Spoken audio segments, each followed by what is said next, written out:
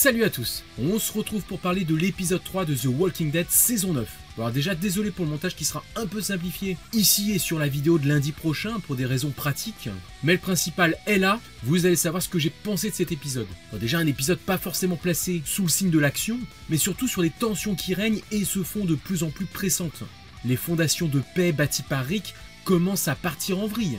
La méfiance est de mise dans cet épisode, avec toutefois plusieurs questions qui trouvent leur réponse, mais pour laisser place à un mystère bien plus grand, comment tout cela va-t-il se terminer? Et puis surtout, n'est-il pas déjà trop tard pour changer les choses? Justin n'aura décidément pas fait long feu. Après l'avoir vu en difficulté dans la fin du dernier épisode, c'est finalement mort qu'on le retrouvera cette semaine. Et tout l'épisode va tourner autour de l'enquête, pour savoir qui lui a réglé son compte. Une façon plutôt habile de créer du suspense, sans trop s'étendre car à la fin de l'épisode on nous donne la réponse. Là encore un épisode qui va droit au but. Et ce sont finalement les femmes d'Oceanside les coupables. Bien joué à ceux qui l'avaient proposé dans les commentaires, c'était très bien vu. Ainsi porté par l'exemple de Maggie qui a fait sa propre loi avec Gregory, elles ont décidé d'éliminer les saviors ayant participé à l'éradication des hommes de leur communauté, à l'époque de Negan. Du coup ça fait plaisir de revenir sur Simon et ses méthodes qui ont créé un vrai traumatisme au sein de cette communauté. Traumatisme qui avait été sous-estimé jusque-là, et dont on a pu enfin mesurer l'ampleur, les répercussions. D'habitude, je suis le premier à dire qu'Oceanside ne sert à rien. Et ben là, ça fait plaisir de leur voir enfin une utilité pertinente dans le récit. D'ailleurs, ça vient grossir cette discorde qui impliquait surtout à l'origine la colline et le sanctuaire. Avec Oceanside, d'autres communautés commencent à prendre une part active dans ce conflit, qui s'annonce maintenant comme une guerre totale entre les groupes.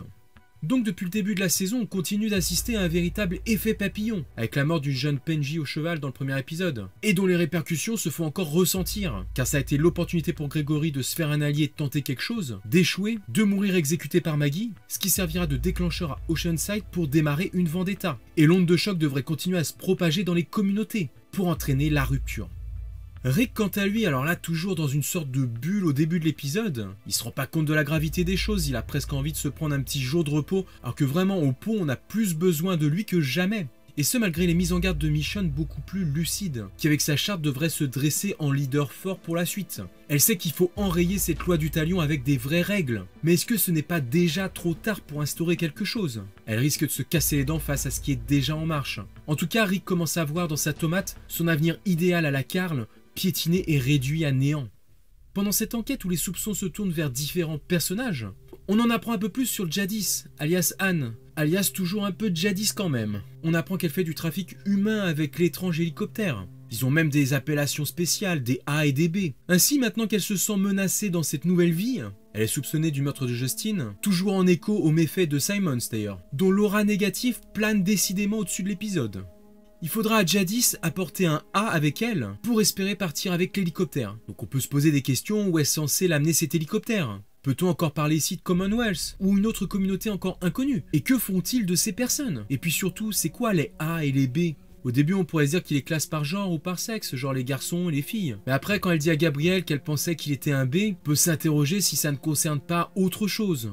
Après voilà, j'ai ma petite théorie perso, mais ça reste à prendre avec des pincettes, bien sûr. La communauté de l'hélicoptère pourrait chercher à développer un vaccin, un antidote contre la contamination. Ainsi, pour le mettre en place, ils auraient besoin de sortes de cobayes, notamment des personnes contaminées, appelons-les des A, mais aussi des personnes saines, des B. Le tout pour faire des tests, un peu comme des souris de laboratoire. Car si on regarde bien Jadis depuis le début, donc apparemment elle était déjà en place dans ce business, et en parallèle elle gardait captifs des rôdeurs dans la décharge. Elle avait essayé de contaminer Negan juste avant l'arrivée de l'hélicoptère. Elle avait aussi tenter de contaminer Rick d'une certaine façon. Et à voir le prochain trailer, elle va faire pareil avec Gabriel. Alors est-ce que ça pourrait vraiment être ça la signification des A et des B? Est-ce qu'en fin de compte cet hélicoptère n'est pas en train de scruter en permanence la région à la recherche d'individus dans ce but? Et peut-être a-t-elle déjà kidnappé d'autres personnages dans le passé? Enfin voilà, c'est juste un ressenti à première vue. Il y a sans doute d'autres explications et pour ça, j'attends vos théories en commentaire. En tout cas, Jadis met fin à son idylle avec Gabriel, qu'elle va transformer en prisonnier maintenant qu'il en sait trop, et il pourrait sans doute être ce A dont elle a besoin pour faire un tour d'hélicoptère. Après, est-ce que quelqu'un va avoir le temps de s'interposer? Rick peut-être? En bref, on est surtout ici sur un épisode qui façonne, qui nous prépare au reste. Maggie et Daryl semblent plus déterminés que jamais à en finir avec Negan, maintenant qu'ils se sont lavé les mains des crimes perpétrés par Cindy et Oceanside. Et ils risquent de rencontrer Rick et Michonne sur leur chemin. Comment ils vont gérer ça et surtout comment cela pourrait se terminer? Daryl est toujours utilisé à bon escient depuis le début de la saison. On continue à savoir ce qui le motive et qu'il est prêt à aller jusqu'au bout avec Maggie. Et ce, à l'encontre de Rick, son frère de cœur. Carol pour sa part est plutôt tournée du côté de Rick. Chaque vie compte même après l'embuscade de Mud. Pourtant elle lui fait comprendre qu'elle a la gâchette qui la démange. C'est une dure à cuire et elle sait depuis longtemps éliminer ce qui pourrait nuire au bon fonctionnement d'une communauté. Quand Rick intervient lors de l'émeute, elle est à 2 doigts de résoudre le problème avec une balle en pleine tête de Mud. Donc peut-être que pour la suite ses réactions pourraient nous surprendre. Ne sous-estimons pas Badass Carol. En tout cas, dès le prochain épisode, on se rapprochera un peu plus de la fin de l'ère de Rick.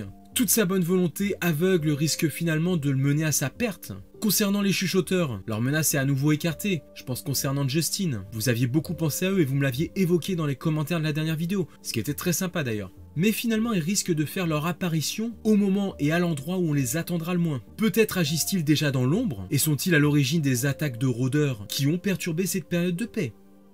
En tout cas, cette saison continue à pousser sur la logique des bases qu'elle avait installées dès le premier épisode. Et pour le moment, il faut reconnaître que tout prend du sens, dans un travail d'écriture très soigné. Les Walkers restent à chaque instant une menace qui peut frapper un personnage au hasard. J'avoue que j'ai hâte de voir l'épisode suivant la semaine prochaine, surtout avec une implication de Negan plus directement mêlée à cette guerre civile.